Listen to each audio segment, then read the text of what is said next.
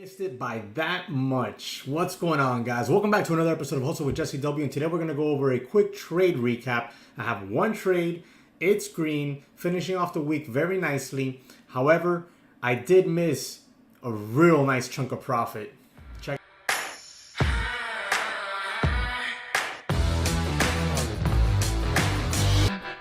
Alright guys, before we jump into this, do me one quick favor. Smash that like button and subscribe. That way we continue growing this channel and I can reach more people with everything that we know we like to learn about. All right, so without any further delay, let's jump into this recap. Today we had not a whole lot of pre-market action. The biggest action we had in pre-market today was Gene, G-E-N-E. This stock had news, and here is the chart. We had this gap up from yesterday where the stock was, and what is this, like in the 70s, 71 cents. We gapped up to 98 cents here. We pushed all the way up to $1.23 where it found resistance. This was also about a pivot point on the daily. If you can see here, the daily, these are all levels that are important for us to always be looking for. You can see it was resistance here. It was a little bit of a support area in these areas here, very small wicks. Resistance here with the 50-day. The resistance we just identified earlier is here. Resistance here. Kind of resistance here. We pierced through it, came back down. Pierced through, came back down. Same thing. Then we had this big hit, and then we catapulted. Then today we've kind of punctured that area and came back down again. So I mean, this is still a very strong resistance point here.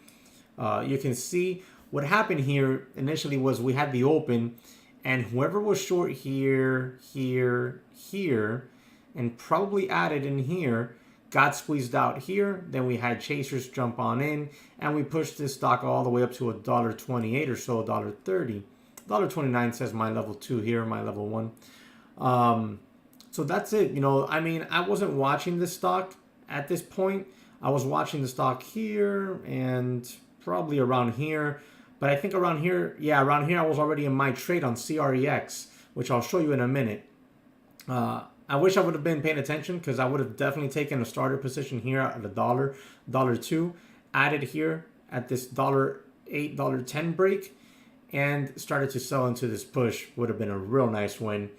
However, I'm happy on the day. Let me show you my orders. Here we go. CREX in at 303. Sadly out at 315. Still netted 105 bucks on the day, so I can't be too mad, right? But let me get this trade over here for you. And let me also show you the chart. What I've noticed, and one of the things I pride myself on within my trading, is within the week or within the month, I will identify the hot trend, the hot pattern. Okay, I trade various patterns, but I try my best, and I've done it. I've been able to do it twice. I did it back in, when I say February or March, and I think February. I did it back in February. Very nice. One of my best trades was ATOS. It's in my recap playlist. You can check it out. Where we were making big moves in the morning, then kind of like selling off and holding on during lunch. Then right before lunch ended, we would have like a quick little sell-off with a fake bear flag, and then we would squeeze. And this happened 2 or 3 times within the week, and I was able to identify that and really take a real nice trade on ATOS, I think it was. I'm pretty sure it was ATOS. And this week, what I've noticed, we've had very low float stocks make very quick red to green moves. Now, when you see these patterns start to happen, the first 1 or 2 that happen are generally the strongest ones. If you get a third or a fourth one, they tend to be weaker. All right, especially if there's no news on that stock in that morning. Okay, CREX had news yesterday. I believe it was an earnings report. I could be wrong, but I do know I had earnings news yesterday in after hours. More than likely, earnings reports is we're in earnings season. So what happened was, let me get you the other chart so we can go over this in detail before we see the live trade. I think it's very important that we go over, you know, the details. See, yesterday CREX had this, you know, there's no volume. There's nothing going on. And then we pushed up in after hours. And we kind of settled out here in this 320 area. And then this morning, we kind of gapped down and no volume, sold off at the open. And then we had this red to green move.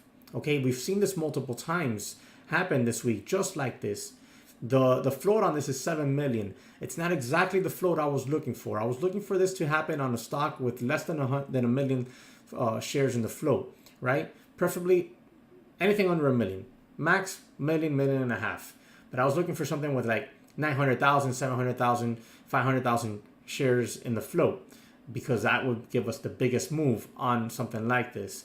So once it opened up, I was watching it in pre-market, and once it opened up, I was looking at, Gene. So I wasn't really looking at this. However, once it hit my high of the day scanner, let me show you right here. Let's scroll down to when CREX was hitting. Here we go. We can see CREX starts to hit at 295, 305, 309. I brought it up instantly. I tried to get in the 290s, but I didn't get filled until 303, which is perfectly fine. However, we kind of hit, watch. Let me put my scanner back.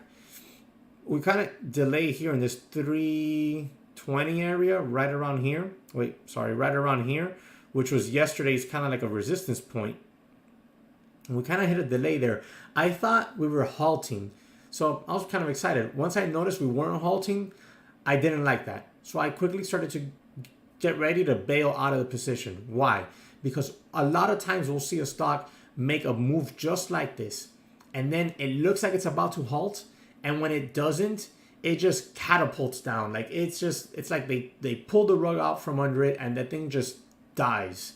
So I saw where it seemed to be about like the stock about to halt, and when it didn't halt, I immediately remembered, what I've seen in the past regarding such situations, and I didn't want to be like, I didn't want to play anymore. I didn't want to be a part of this stock anymore at that point, because we were kind of like fake halting here in front of this 320 area that yesterday in after hours was kind of a resistance point, and I didn't like that at all. So I just got out the way. I took my profit and got out the way. I kind of hate it because it then squeezed all the way up to 365 where it triple topped before it failed.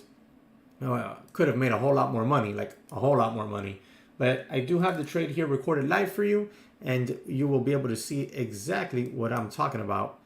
Let me move this up for you. Okay, so you see that we're already in, right?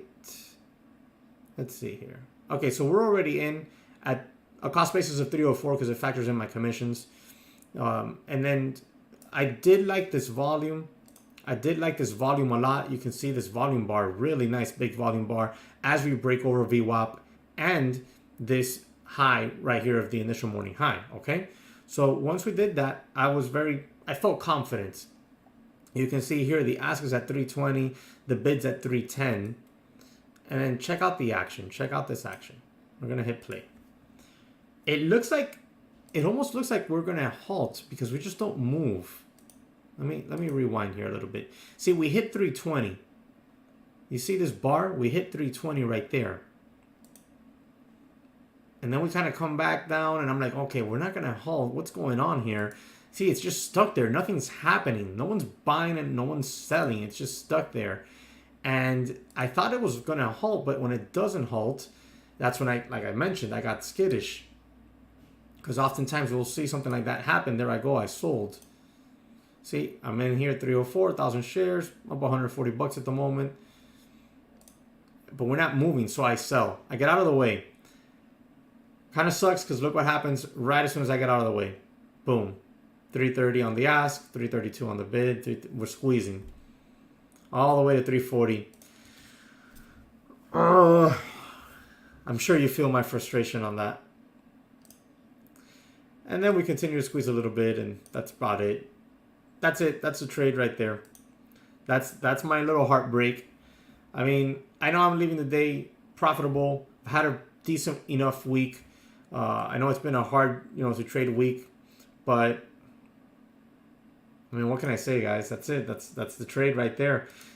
Yesterday, I made this plan. I said I'm gonna come into it today, and I'm going to look for my regular setup that I like to trade, like I showed you yesterday in TBLT, and I'm going to look for this specific setup. I'm going to look for the low float stock that's going to hit my higher day momentum scanner on a red to green move, right? It just can't be hitting the scanner for whatever because it's made a new high. That's garbage.